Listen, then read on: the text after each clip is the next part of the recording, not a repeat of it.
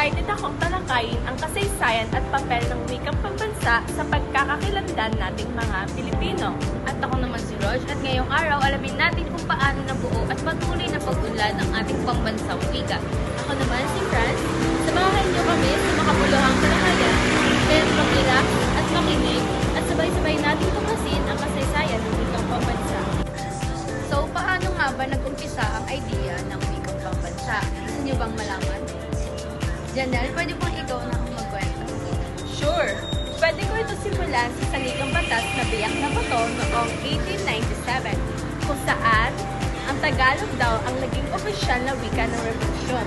Ginamit din daw ito bilang simbolo ng pagkakaisa laban sa mga Kastila. Tama, pero noong mga panahon ng mga Amerikano, itinulak ang paggamit ng Ingles bilang pangunahing wika, lalo na sa edukasyon. Ayon sa Monroe Educational Survey, maraming Pilipino ang nahirapan dito. Kaya, nagkaroon ng usapin tungkol sa isang pambansang wika. Alam niyo ba, dahil dito, itinatag ang surian ng wikang pambansa o SWP noong 1936.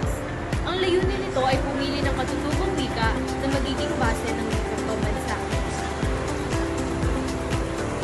At noong 1937, idineklara ng Pangulong Manuel Lopez M. Quezon ang Tagalog bilang batayan ng wika pambansa.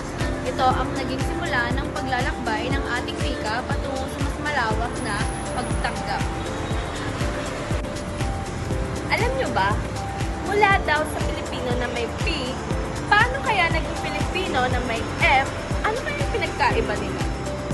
Ang Pilipino na may P ay opisyal na itinakda noong 1959 bilang pambansang wika. Ngunit ito ay nakasentro pa rin sa Tagalog.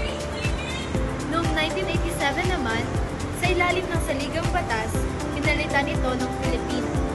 Ang letrang F ay sumisimbolo ng pagiging bukas ng ating wika sa iba't ibang wika sa Pilipinas tulad ng Ivatan at Maranao. At alam nyo ba, bago pa dumating ang mga dayuhan, may sarili na tayong alpabeto na may F. Ipinapakita nito na ang ating wika ay may malalim na ugat bago pa ang kolonisasyon. Pag-usapan naman kaya natin ang kasalukuyang kalagayan ng wikang Pilipino. Sa tingin nyo, paano kaya natin ito mapapalakas? Sa tingin ko, mahalaga na palakasin ang paggamit ng Pilipino sa mga teknikal na larangan tulad ng agham at teknolohiya. Tama ka dyan, Roger.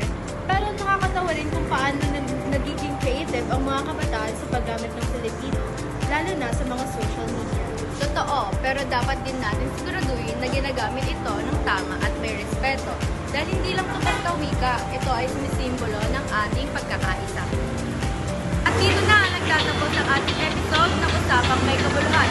Sana marami kayong natutunan tungkol sa kasaysayan at kahalagahan ng wikang pambansa. Salamat sa pakikinig. Huwag kalimutang i-share ang episode na ito sa inyong mga kaibigan at pamilya. Tandaan, ang ating wika ay hindi lang paraan ng pakikipag-usap. Ito rin ang ating pagkakalanlan, ipagmalaki natin ito. Kita-kits ulit sa susunod na episode para sa mga